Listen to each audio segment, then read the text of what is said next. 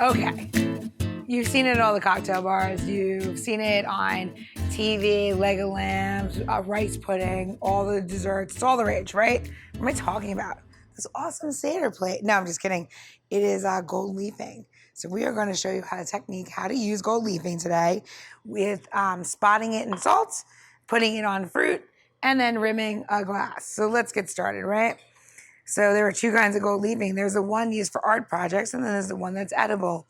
Please make sure you buy the edible gold leafing when you do this. It's very important, right? See, it comes in a little paper. It's so great. What can't you do when you have gold leafing? You can't touch it to your finger because it will immediately get stuck there. So let's just try it on the first, most simplest thing. We're going to gold leaf this little gooseberry, and we're going to make it look super pretty. And I'm going to show you how sticky it is and what it's going to do.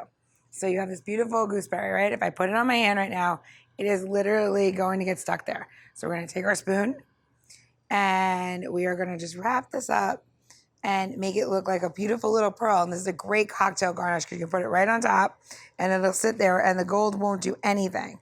You can pierce this, make it look like, gooseberry in gold wrap, whatever you want. If you want to make it a surprise what's in there and you don't want anybody to know, you can move it around. You notice I'm not using my fingers. My fingertips are very hot. And I'm just moving it around, and then you have a gold wrapped surprise, if you will. One of my favorite techniques for using gold leafing is putting it on salt, right? Nuts. That's an expensive salt rim, but it is so cute. So you're going to take your gold leafing and you're going to drop it in. And I'm using Maldon salt because it's nice and big and it'll show it. And you can see it wants to leave me. And we're going to put it inside there. And we're going to put 2.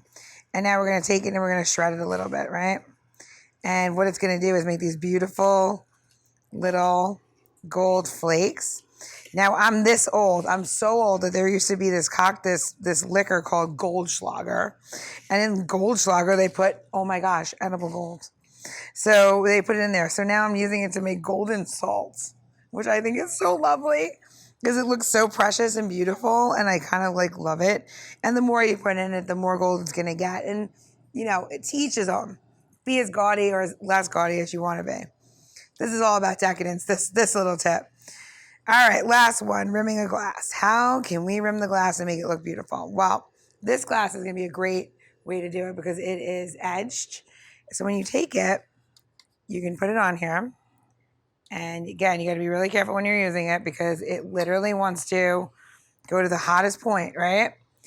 Well, we're going to take it and we're going to do a little crinkle and kind of stick it on the glass. Now, can you use a little bit of water? You can. This would normally have a drink in it.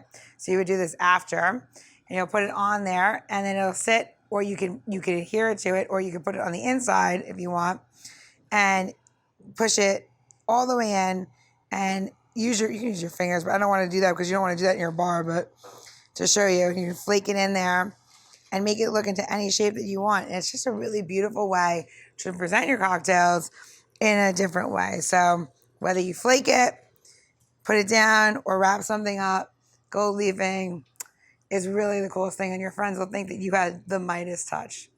Happy holidays.